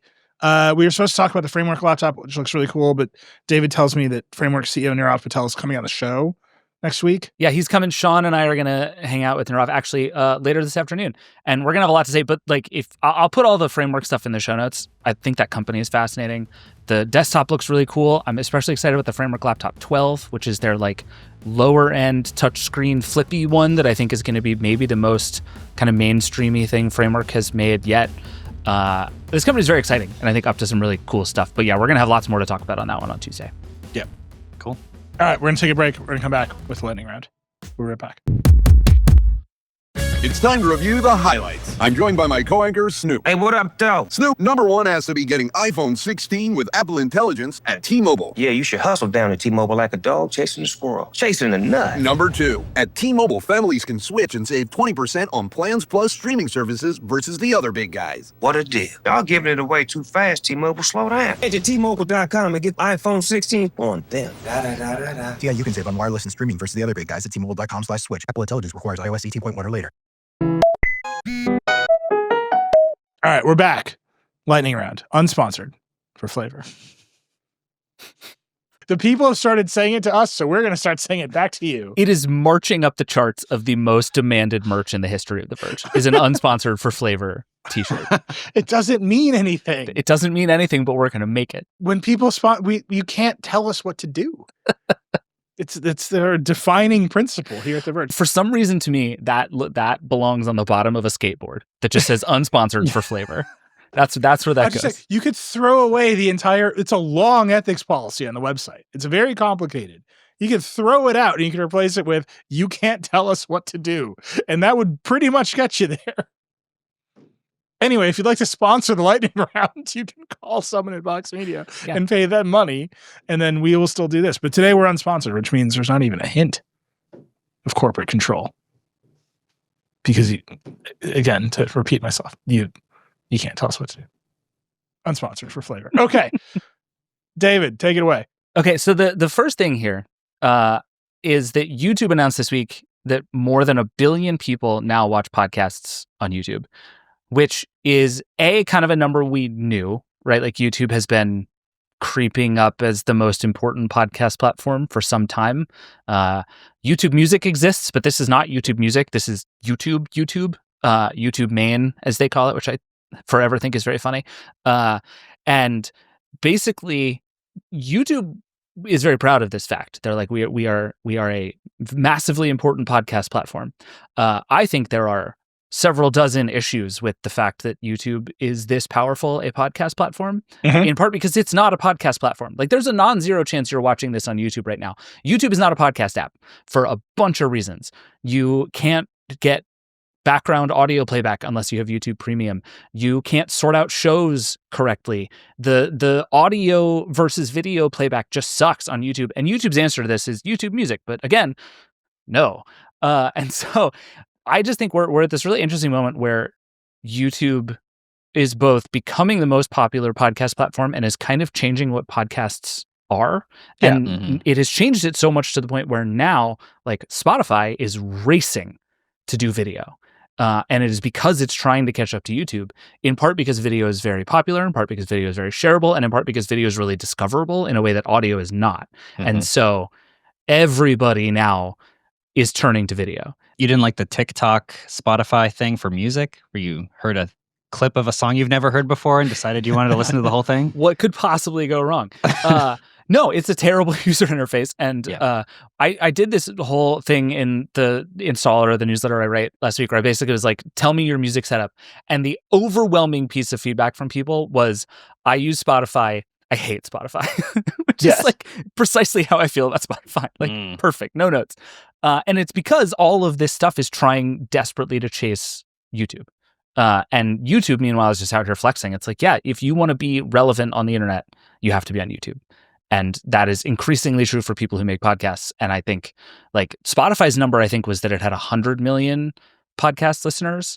And Spotify is like what everybody thinks as either the most important or second most important podcast platform next to Apple Podcasts. And YouTube is just out here crushing everybody. It's nuts. Let me ask a foundational question. What is a podcast? Yeah, I was gonna ask that too. Because are we just talking about YouTube videos that say they're podcasts? Well, what is that then? Well, I mean, we have been making this show for a long time, and it is true some people watch it on YouTube. Lots of people actually watch it on YouTube. But I don't know. Like, what is the difference between waveform and a regular Marquez video? Is it just the microphones? The editing, the microphones? But do you know who broke that distinction? YouTube. This is the point, right? Like, what has happened, and I think YouTube has actually done this to a lot of different forms of art, is YouTube has just collapsed everything into YouTube. And now everything looks like YouTube and works like YouTube and follows YouTube's particular, like, trends and systems and norms because it's YouTube. Because YouTube is the only platform that matters. And thus, everything has to be YouTube. How do you categorize a late night show? Because that's a podcast in the way that a YouTube show is a podcast. It's a podcast, but it's also just a bunch of YouTube clips in a row. Yeah. I mean, no, cable news has just been podcasts for a long time. Yeah. If you ever just like watch whatever cable news channel you want to watch, but you just like watch CNBC or CNN or MSNBC or Fox News or whatever, you're like, oh, this is just the most chaotic podcast in history. Very unstructured. At all. It's just happening all at once, all the time. A lot of them actually run podcasts that are just the full audio feed of the show. And it works. Horrible. Like I don't know if 60 Minutes still does it, but they did for a long time. And like it works. Well, 60 Minutes makes sense. Yeah. People can visualize things in their heads. Is that different from an audiobook? I don't know. I'm trying to remember the headline. The narrative podcasts are running into audiobooks story was a big story. Yeah. And then narrative podcasts like Serial like fell out of favor in like a real way because I hear you on YouTube, and I do love to criticize YouTube at basically any turn. But like really what you're seeing here is platforms pushing everyone to lower the cost of content because they don't pay enough money. And so like YouTube, as if you're like a YouTuber, the amount of money you get from YouTube, from AdSense and the partner program is just going down over time. The amount of views everybody's getting is just going down over time because there's so many more YouTubers. Right. So everyone is just trying to make cheaper stuff. And we've been making the show for a long time. So I will just tell you, like, hanging around talking is a very cheap way to make content. Like, we try hard, we got like graphics. There's frame TVs everywhere. Those weren't cheap. Let me tell you. Samsung's making a pretty penny off all the podcasters in this world with the frame TV graphics that are everywhere. But like that's what's happening is like we're just pushing the cost of content down. So YouTube was able to take podcasts and say, really, we're going to film your podcast. And now we're just going to ingest hours more video from every creator who's doing podcasts. They don't have to be scripted. They don't have to be structured. We don't take cameras on location. Here you go. Here's hours and hours of more video. Yeah. What I don't know is whether that's actually taking share away from Apple Podcasts. I know why Spotify's scared, right? This was Spotify's big bet, and they're losing to YouTube in one very specific way. Right. But I don't know if like the Apple Podcast listener who is always an audio listener is like, screw it, I'm going to watch this on YouTube instead. Yeah, I don't know. I have a lot of, we get a lot of anecdotal information and feedback from people that I would say, by and large, what we've heard from people who are like watching and listening to this right now is that it is more sort of additive than cannibalizing. Like there are definitely people who have found the show on YouTube and only consume it on YouTube. But we also get a lot of people who are like, oh, I listen to it while I'm on a walk and then it's like fun to watch clips, or I watch the show later, or I put it on the TV while I'm in the, or like whatever. So I think it's, from what we've heard so far and what we've seen in our data, they're not kind of killing each other. But also right now, if you're launching a new show, I absolutely guarantee you're spending more of your time thinking about YouTube than you are thinking about Apple Podcasts. And that to me is the real shift over time. I think that the shift towards passive consumption, like needing just things to be playing at all periods of time that they can check in on kind of passively and when they want to. We have a lot of people that tell us, oh, I do the dishes while I have waveform on the TV. Yeah. And I look over every now and then. And I think some form of like ingestion through their eyes while it's also being ingested through their ears every now and then is like what people want. They just want things playing all the time. There's a reason people leave their apartments. They go to the subway, they realize they don't have their headphones with them, and they have a panic attack. And people just need more longer things. Yeah. And the fact that the audio medium of podcasts has companies that are like, don't worry, we made sure this is less than 10 minutes. No one wants a less than 10 minutes. Is anyone asking for that? Because you can just pick it back up. Like nobody is asking for that. If anything, people love the length of, this people show. want a 2-hour Vergecast, David. That's what I'm telling you. That's exactly and we're right. very close to delivering it here. I've never in this heard lightning round that has already gone 10 minutes on a single item. No one's told me that they want a shorter one. That's all I'm saying. All right, David, we're changing your job. You're just doing Twitch streams 24/7 from now on. Justin TV is back, baby. From your green screen basement. I'm leaning into that conspiracy theory. This David's basement's a green screen. I have begun occasionally subtly moving things around in my background. And if anyone would like to tell me what those things are, I welcome it. All right, let me add up these next 2 lightning round items for you. I forgot this was the lightning round.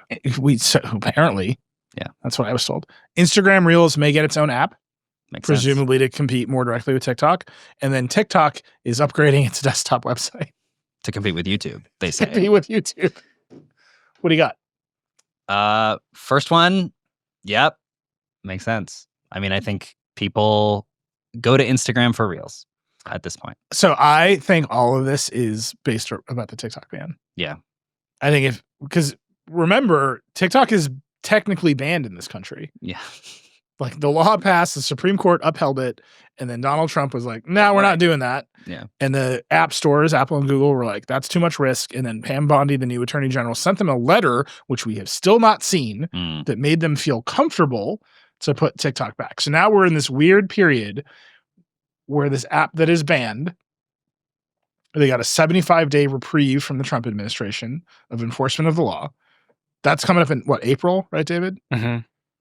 So in April, this app might go away again or get sold to, I don't know, Don Jr. Limited, whatever's going to happen. Like, I don't know what's going to happen. Yeah. And if whatever that moment is, will be a change. And so if you're Instagram, you have to be ready for it. Right. So here's Reels, like not Instagram, like this much more direct competitor to TikTok. And if you're TikTok, I think you have to be like, well, you can't ban a website. Yeah. Realistically, Instagram is just Reels. I think it's almost just like a rebranding thing. And I wonder if it sticks around because Instagram has tested having dedicated apps for things that Instagram already does quite a few times. And they've shut them down quite a few times. Remember IGTV? That was fun. That was a period of time. Someone very senior at Instagram told me recently that IGTV was exactly the right idea, and the only thing they got wrong was the videos were too long. Oh, that's interesting. He's like, we had TikTok. It was just long videos, and what people wanted was short videos. I mean, that's kind of true. They tried to do the like Hollywood thing, and it's actually like, no, just let people film videos of themselves. People want garbage. All Yeah. right. Just set up some microphones and start a podcast about gadgets and Brendan Carr, and you're going to be fine. Famously, why Quibi worked for sure. Yeah. David, I think I disagree with you saying that Instagram is just Reels. And I actually think my theory about why this is happening, and I'm just going to throw this at you both, and I'm curious what you think, is I watch these Adam Mosseri like AMA videos every week where they talk about, he talks about like what's going on. And that man cannot figure out what is the most important thing on Instagram, right? Like, there's stories, which a lot of people watch and care very much about, that they are forever like making more important in the product and then denigrating in the product. There's the feed, which is like a dying thing, but is also like the central pillar of Instagram. So they're trying to make the feed a thing again. And they're like, we want to let you post to your feed without it being such a big deal to post to your feed. Right. And I think Instagram has just producted itself into total chaos. And I think knows that clearly the easiest thing to spin out and make its own is Reels, because then you have an app that opens to video that is playing with the volume on, which is really important and is a really important part of why TikTok has been so successful, because you open it up and it is playing with the volume on. And that is not that you can't just turn that on Instagram, but you could if it's just an app called Reels. Right. And then it also says, okay, now we understand what Instagram is again, because no one knows what Instagram is anymore. You just post things places and hope that people see them, which is not a recipe for success. And so now everybody's like, what happened to my reach? Where do I post if I want to reach people? And this might actually help Instagram tell a story about itself that makes sense for the first time in a long time. Do you think they know what that will be if a Reels app launches, though? Because Meta famously just takes the best part of every app from their competitors and then puts it in Instagram specifically. Right. So now, they've got the Snapchat in Instagram, which is stories, and they've got the Reels in Instagram, which is TikTok. And then they've got the Instagram in Instagram, which they have long forgotten about. Well, but I think that goes back to your point about Reels is the most important part of Instagram. Like, I think, I would bet that if this app still exists, Reels will still be in Instagram and they'll still be in Facebook. And then what Meta gets to say is, actually, we have this video app, but we also have this gigantic distribution across everywhere. Yeah. So it's like we have TikTok, but we also have TikTok attached to Instagram. It's like the Fediverse, but for one platform. For one company. Yeah. Which I would just point out is what we call a monopoly. Boosted TikTok videos everywhere you look on Meta platforms. Yeah. I'm telling you, I think it's just so that when people lose access to TikTok again, Meta can say, download a new app. It's just TikTok. Yeah, no, I think that's right. I think there's probably some conniving, clever motivation, but then there's also a very dumb thing, which is like, are you mad? Push this button. Yeah. And that solves a lot of problems. Yeah, I totally agree. I mean, wasn't Instagram Notes supposed to be their Twitter competitor? Oh, And then they just shut that down? Or that became Threads. Became Threads. Okay. Yeah. Or are you mad at Twitter? Download this app. And it worked for 5 minutes until they're like, what if this algorithm was the worst? Yeah. That was the end of that. Okay. We got to do, it's a lightning round. So we're going to move through politics very quickly. David, I'm assigning you to this job because I can't. I can't. Okay. I'm just gonna say a bunch of things in a row and you can stop me whenever you feel like it. Does that sound good? Yeah. Doge remains insane. The big news of this past week was that Elon Musk, a lot of federal employees got an email telling them to respond with 5 bullets about what they did, and then Elon Musk posted on X that if they didn't respond to that email, they would take that as resignation. That's nothing, and is nothing. So a bunch of departments said, don't answer this email. A bunch of departments said, answer this email. Everybody's up in arms about it. Nobody knows what to make of it. Musk and then Donald Trump continue to kind of say it's a real thing and people should do it, but it appears to be nothing except just more abject chaos. Doge, God only knows what it is or who works there, but the new thing that happened this week was that Amy Gleason, who was formerly an employee at the U.S. Digital Service, was named, scapegoated. Like, I don't know what word you want to use. In the executive order that creates Doge, it says there will be a Doge administrator. Then no one knew who that person was. Right. Like, judges were asking United States attorneys general, who is the administrator of Doge? And they'd be like, I don't know that at this time. Right. because I think literally they didn't. And a lot of reporting from us and Wired and others suggests that even the people who work there didn't know who they were reporting to. Elon Musk is in every meaningful way in charge, but he is not a government employee, so that's not how that he's works. a special government employee. Sure. What is a photo, David? That's where we are. I mean, with knock yourself out. Yeah. You can have whatever you want. He was in a cabinet members meeting. Like, none of this is real anymore. I don't know. I think the thing that makes all of this just break and weird and all the reporting kind of be weird is that all of this assumes that there are processes and things that you can and cannot do when you're in certain positions, and they are just saying none of that matters, and we're going to do what we want anyway. Yeah. And in certain ways, they're subverting these things and saying, okay, here's the administrator because you asked so many times.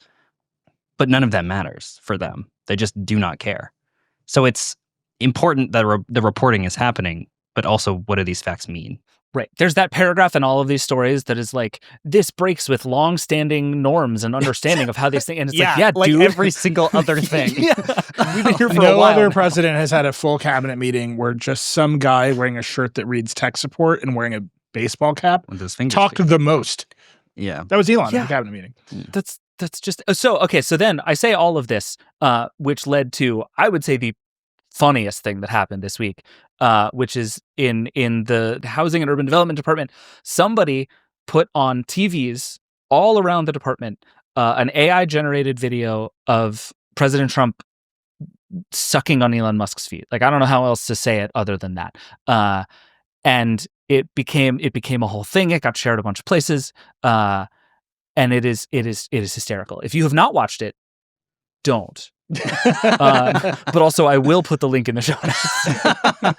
Actually, the funniest part of this is it is an AI deepfake. And so, like, Blue Sky had a content moderation controversy about it because you're not supposed to share AI deepfakes. But then it was a newsworthy video of a TV in a government agency being hacked. So then they undid it, and they're like, "We're very sorry. We've rethought our moderation decision here." Just weird. Yeah. But if there's anything that's going to get us to an anti-deepfake law, it's deepfakes It's of true. this caliber. That's true. It's real. Weird. Yeah. Okay, so that's like Doge, and everyone's reporting on Doge, and like the Times say has a whole list of all the people who work there. It's long and extensive. It's definitely a coup. I just want to be as clear as I can be. There's a weird coup happening in our government, and it's by weird nerds. Okay, we're gonna keep reporting on it. Then there's like the regular Trump stuff that also happened this week, which I find very funny because it just rhymes with the Trump one. So like Tim Cook had a meeting with Donald Trump and promised him $500 billion of U.S. investment. They put out a press release about it. They said they're going to build a school in Michigan for manufacturing. They're going to build servers for Apple Intelligence. I guess they're all just going to do Genmoji all day long. They're going to build those in Houston. Yeah, those guns don't generate themselves. Right. Okay. And so Trump is happy because he got, I think whenever Tim Cook promises him American manufacturing, he's like, screw it. They're making iPhones in Kansas. Like, he doesn't know. He's not paying attention. In Trump 1, famously, Tim Cook opened a factory that was already open and invited Trump to the grand opening of the already open factory where they were going to start making the Mac Pro that they had already been making at the factory. Yeah. It's Flextronics. You can go look at it. It's a very confusing situation. I'm glad that Tim Cook knows that he can do this at least. Tim Cook is trapped on a treadmill of his own making. Yeah. Like, he can never retire. His job is to manage Donald Trump forever. Anyway, so they announced this $500 billion investment, which is great. I want Apple to invest in the United States. I think we should manufacture more things here. All this is good. Great for the economy. We should build manufacturing centers of excellence in Detroit all day long. I have no qualms with any of the things that they are doing, the substantive things that they're doing. What I will point out is that the Wall Street Journal, Rupert Murdoch's Wall Street Journal, looked at the numbers, and they're like, these numbers are fake. I love that. So I'm just going to read you this paragraph in the Wall Street Journal. Apple's $500 billion is mostly already on the books, is the headline. Apple spent about $1.1 trillion over the past 4 fiscal years on total operating expenses and capital expenditures. Wall Street expects nearly $1.3 trillion in total spending over the next 4 years, according to consensus estimates. While Apple doesn't break out expenses per geography, about 43% of its revenue comes from America. Assuming the U.S. constitutes the bulk of that number, if spending is in line with revenue, then a rough figure of 40% of projected global spending through 2028 equates to about $505 billion.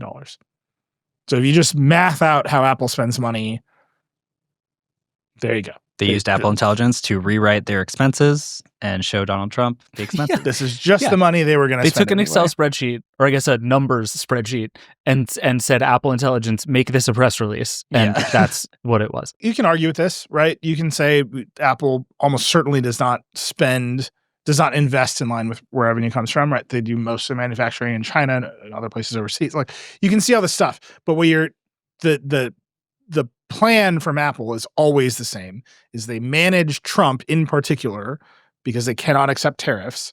So they manage Trump in particular by making him promises that they have already made to themselves, and they just re-announce things. And somehow Tim Cook has just made an art of this.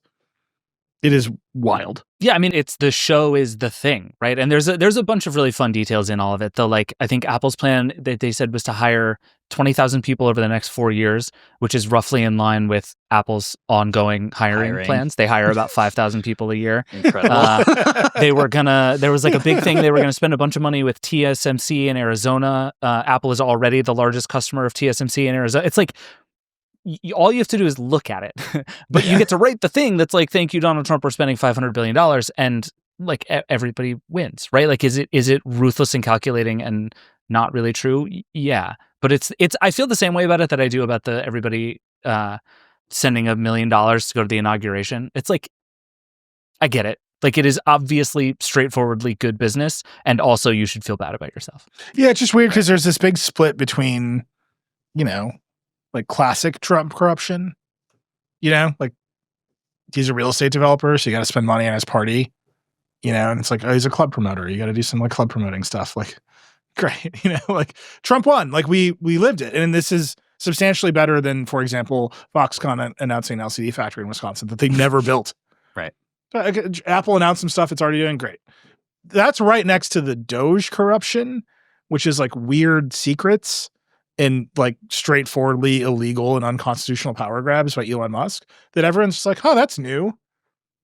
There's a good one of those this week, in fact. Yeah. This FAA thing. What's going on there? So basically the short version of it is it looks like the FAA, which has been kind of infiltrated with SpaceX employees who have showed up to, quote unquote, fix the FAA, may take a $2.4 billion contract that it had given to Verizon in order to do, I don't know, FAA things. I don't pretend to know what the FAA does, but there was $2.4 billion that now they would like to give to Starlink instead. And there's been a big focus of a lot of very good reporting over the last couple of weeks about the very straightforward ways in which Doge is going into departments that either regulate Elon Musk's companies and destroying them, or give money to Elon Musk's companies and taking more money from them. And this is just that again. And like, this is money that was awarded to Verizon that is now being reconsidered, and a bunch of people who work for SpaceX are now at the FAA saying, oh, actually, this money should go to SpaceX. And everybody's like, isn't that corruption? And it's like, yes. And no one, and who cares? So here's how Elon is justifying this, which is a delight. So I don't know if you've been noticing this. Like, it's not been great for air travel in the United States lately. So Elon has decided to blame this not on firing a bunch of FAA employees, which is a thing that he did. Weird. Including the head of the FAA. What if you traumatize everybody who works at the FAA? And then you're like, but we made your internet connectivity a little bit better. Do you think that will fix it? I run a podcast that's largely about management. That has never come up as an idea. So he's traumatized this workforce. He's stressed them. He's cut them. They're mad. And then he's blaming all the air traffic problems on a communication system that is, quote, breaking down very rapidly. And also, quote, from Elon, not backed up by the FAA itself. FAA assessment is single-digit months to catastrophic failure, putting air traveler safety at serious risk. That's a big claim. Like, you got to back that one. Someone at the FAA should be like, here's the report that says we are 9 months away from catastrophic air control failure. That hasn't happened. Just putting that out there. Hasn't happened. Also, who didn't make that system is Verizon. Right. They haven't started yet. This is the new system. So it's unclear what he thinks is breaking. He's saying he's providing Starlink terminals at no cost to taxpayer on an emergency basis to restore air traffic control connectivity. No cost to taxpayer. Right. Well, there's that, but it's also like, so wait, is it just internet access? Because that's what Starlink is. Yeah. Are you That's saying not the system? That's just the internet. Yeah. Are you saying Verizon can't put some FiOS in at the airport? What are you like? What are we talking about here? Like, I know I have many problems with our nation's ISPs. I think most of them are bad.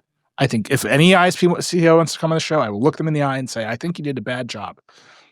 You're charging people too much money. Great. Provisioning internet access at the airport is like actually not a problem that they have. I was going to say, I don't think I've ever said poor Verizon before. But we'll I still, see. But in this case, it's like. But he's taking a $2.4 billion contract for himself. There's just a lot of that going on right now. And there was some really fun follow-up on the $400 million State Department plan to buy Cybertrucks that they originally tried to blame on the Biden administration, but it turns out when it was the Biden administration, it was $400,000, and then they made it $400 million under the Trump administration, and then they canceled the whole thing. It's like, it's just nakedly obvious what everyone is doing here, and the question is anyone going to stop them at this point? And that, to me, feels like a very open question. I think Elon's drug use will stop it before a person. That's my current going theory. But that period of time could be a period of time. My man's obviously like living hard right now. Yeah. I've seen him on many stages talking. All right, Nilay, it's time for America's favorite segment, the podcast within a podcast. We took a break last week, and the people demand it. All right, let's wrap it up. It's time for Brendan Carr as a dummy. A new segment here on America's favorite podcast about the FCC. Brendan Carr is a dummy. So let me just say, I'm just going to say this sentence to you. This week, Brendan Carr, the chairman of the FCC, has decided the best use of his authority as an unelected censorship cop is to attack a country music festival. That's not where I thought that sentence was going. That's what he's doing. That's what our man is doing this week. I want to be 100% clear. This is a real thing that a notable idiot Brendan Carr has decided to do this week. So the iHeartMedia runs the iHeart Country Festival, and he sent a letter to Bob Pittman, the CEO of iHeart, saying, hey, are you doing some payola? Are you saying if people take cheaper rates to play the iHeart Country Festival, that you'll give them more airtime on iHeart radio stations? In a vacuum, this should be a great story in 1954. In reality, I don't know if anyone has heard of this company called Spotify, which just does naked payola all the time. But because iHeart runs radio stations and Brendan has regulatory control over the airwaves, he gets to make political hay with a certain constituency by saying, I'm attacking a country music festival to make sure there's no liberal corruption in country music. A problem that has played country music for years now. Just stupid. Like, iHeart's a monopoly. Like, yeah, dude, there's weird corruption in iHeartMedia and iHeart used to be Clear Channel. If you're like a 90s kid like me, Clear Channel is like one of the most nakedly corrupt media enterprises like in this country's history. Yeah, dude, they're doing some payola at the country music festival. Good job. Yeah. Good job, Brendan. He followed that up, by the way. He had a closed door meeting with Republican members of Congress to talk about George Soros owning radio stations and what he can do about that. I would just point out Rupert Murdoch also owns a bunch of radio stations and TV stations in this country. He doesn't seem to be a problem. It's definitely George Soros. So we're just doing partisan censorship by Brendan Carr. None of this makes any sense because none of it stands up to even the slightest bit of like intellectual scrutiny. He just likes having the power of being an unelected censor. And that brings us all the way to the stupidest thing that he's doing, which he's making these noises about reinterpreting Section 230 to, I don't know, make it easier for him to put Mark Zuckerberg in jail or something, right? Section 230 is a law that says the big companies are not liable for what the users post on their platforms. So if I put something on Instagram, you can't sue Mark Zuckerberg over what is on my Instagram account. The whole internet relies on this law. Our comment section relies on this law existing. Reddit, you name it, Nextdoor. But he's like, we got to rein in big tech, and I will reinterpret Section 230. Unelected, deeply unstylish Brendan Carr will reinterpret this law, which was written, by the way, by people who are still alive. Like Ron Wyden wrote Section 230. He was on Decoder 2 weeks ago. You can just ask him what he thinks it means, but Brendan Carr is going to just reinterpret it. Somehow he released this in a story in the New York Post that I swear to you is written like the worst LinkedIn poetry that I've ever seen in my entire life. Like just one sentence long paragraph in the story just says social media has replaced chat rooms. End of sentence, end of paragraph. Why? It's very confusing. We'll link to it. Just, I want you to know this is like the Vogon poetry of policy writing in the New York Post. Like, it's so bad. And the idea is that he will somehow reinterpret Section 230 to make Facebook a publisher, and then everyone can sue Facebook for defamation. This is absolutely not how that law is supposed to work. This is the height of stupidity from Brendan Carr. And I know this because, again, the guy who wrote the law talks to us all the time. He was just on our shows like 2 weeks ago, and this is not what he meant when he wrote the law. I do feel like it's dangerous for you to say at any time that this is the height of Brendan Carr's stupidity, because like it's still early, my dude. We're only like 6 weeks into this. That's true. Well, look, he's going to take down a country music festival first. There's one thing you want the FCC of this country doing. It's attacking the country music industry. What are you doing? Anyway, Brendan, as always, I know you listen. I know your staff gives you readouts. I've known it for years, buddy. If you want to come on Decoder or come on this show, you can tell us about your smart home setup. I bet it sucks. You're welcome to. You're just not very smart, Brendan. You're welcome to come on the show and face an actual hostile interviewer who questions your use of the government's power to shut down speech that you don't like. Because that's what you're doing every single time. And we're just not going to let you off the hook. All right. That was our weekly segment, Brendan Carr's Dummy. We need theme music. Brandon Kiefer on our team, I will tell you, has been quietly creating theme music for Brendan Carr as a dummy. And there is a chance we are going to roll that out at some point in the very near future. So get ready. Can you just imagine waking up and being like, I should control speech in this country. What I will do with that power that I've given myself for no reason is attack a country music festival. Yeah. Run by iHeartMedia. That's the consequential stuff right there. When I think of complete corrupt, it's iHeartMedia. Go after Coachella first, and then we'll talk. You know what I mean? David, I'm going to read you this sentence, and you got to tell me it's a palate cleanser. It's for a 2-hour Vergecast. Okay. Automatic combines beeper and text.com messaging services. What does that mean? So this is 2 hours easily.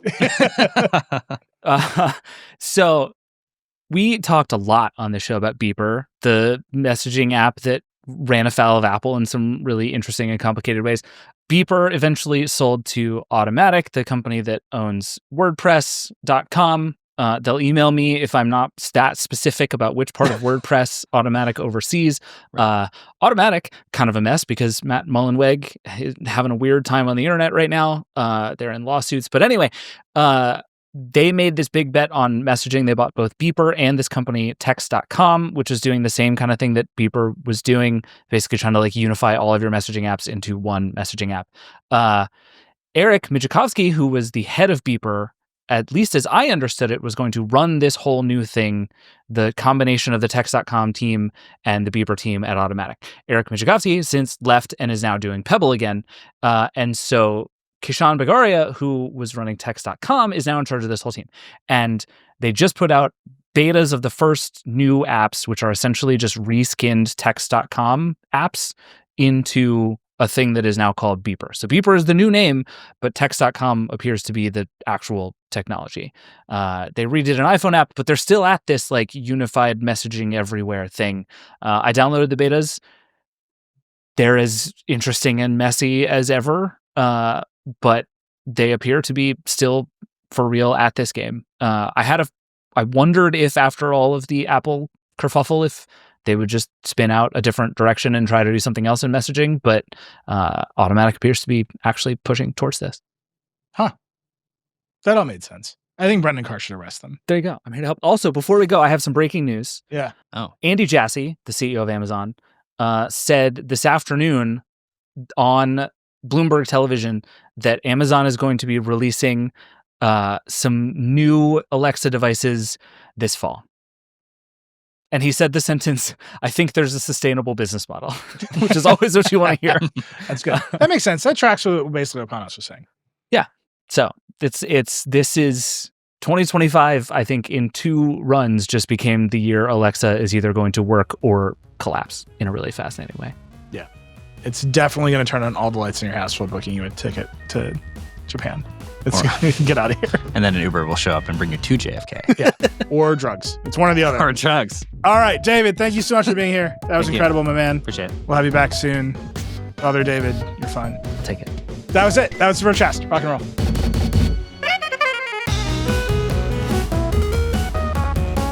And that's it for the Vergecast this week. And hey, we'd love to hear from you. Give us a call at 866-VERGE-11. The Vergecast is a production of The Verge and the Vox Media Podcast Network. Our show is produced by Will Poor, Eric Gomez, and Brandon Kiefer. And that's it. We'll see you next week.